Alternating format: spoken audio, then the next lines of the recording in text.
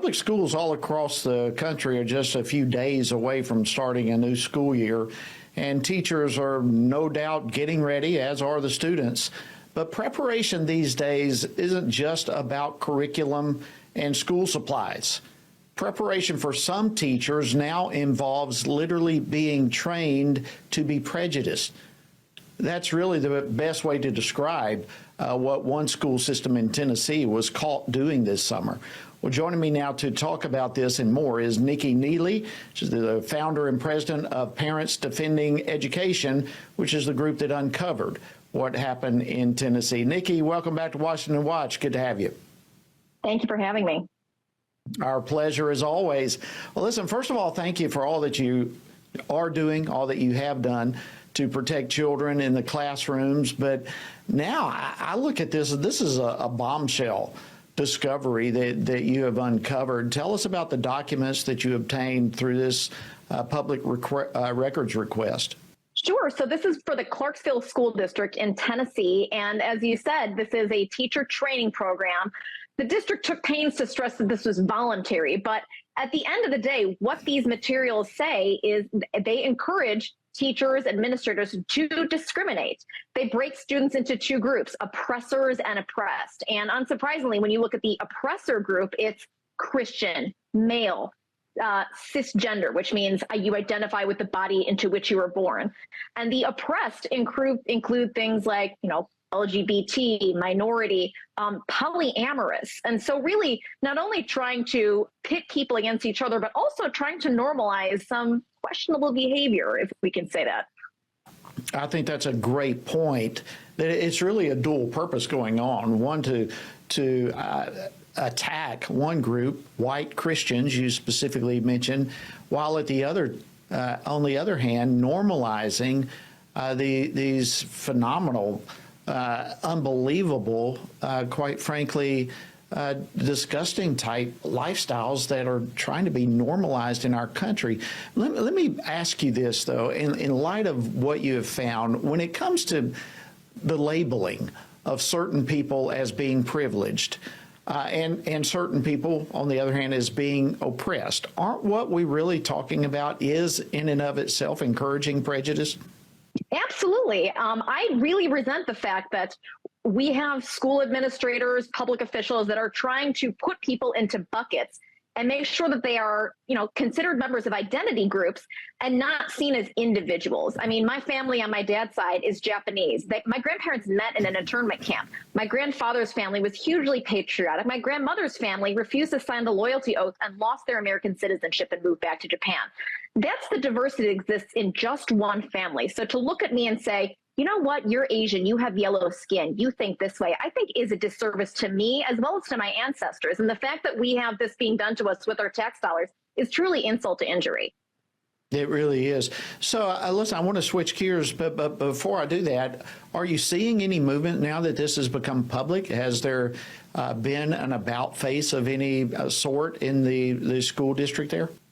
No about face from the school district, but we did flag it for a number of state officials. So we hope that they will be taking action on it, and we will be following up with them if they do not, because this is not an appropriate use of tax dollars. This is not what our teachers should be learning. They should be learning how to teach children to learn more effectively, not teaching teachers how to divide each other and to condescend to students.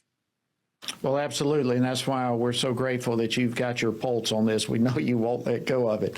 But switching gears, if I can, Nikki, last week your organization released yet another bombshell report that shows a startling amount of influence from the Chinese Communist Party in our schools, specifically K through 12.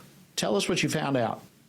Yes, I think a lot of your viewers are probably familiar with Confucius Institutes. Those are the programs that occurred at the higher education level. And it's something that under the Trump administration, Secretaries Betsy DeVos and Pompeo were able to rein in because, thanks to the Higher Education Act, there is mandatory transparency of foreign funding in higher education. Frighteningly, no such transparency requirements exist in the K-12 level. And so we started looking into this in March when we identified over $1 million flowing to a high school in Northern Virginia, the Thomas Jefferson High School for Science and Technology. And when we found that, we thought, well, is this taking place elsewhere? And if so, where and how much? And After 4 months, we've identified 143 school districts across America. But frighteningly, I think this is only the tip of the iceberg. And so there's a lot more out there, and we intend to continue following on this up.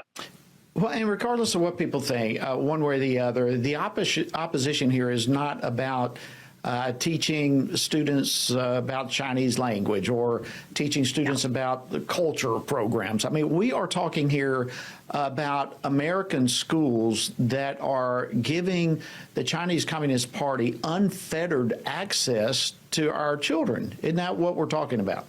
Absolutely. This is certainly not to impugn all Chinese language or culture programs whatsoever.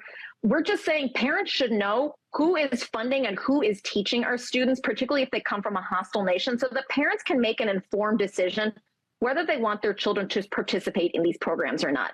Some of the contracts that we saw gave the Chinese government, Hanban, their international kind of influence operation, oversight and control over curriculum, over teachers that came over. Certainly no teacher is going to be able to come over from the People's Republic of China without checking all of the ideological boxes by the Communist Party. And so to us, those are concerning things, and we want parents to know so that they can decide whether this is a fit for their family or not. Yeah, and I would imagine with that, this is yet another one of those examples that they don't want parents to know what's going on. So what do we do here? What do state and federal officials need to be doing to help correct this? Certainly. We reached out to many of your former colleagues in the House and Senate. We sent letters to 7 House and Senate committees last week, including the China Select Committee and the Foreign Affairs committees in both chambers, asking them to investigate this. Representative Jim Banks from Indiana already sent a letter to Secretary Cardona asking for an investigation. And we've also reached out to all of the governors, asking them to wrap their hands around this, because at the end of the day, the governors have oversight over their education systems in their state. Have you heard back from any of them yet?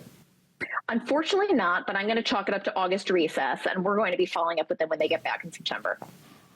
Well, Nicole Neily, Parents Defending Education, thank you so much for the incredible work that you do, and thank you for joining us this evening on Washington Watch. We appreciate it. Thank you so much.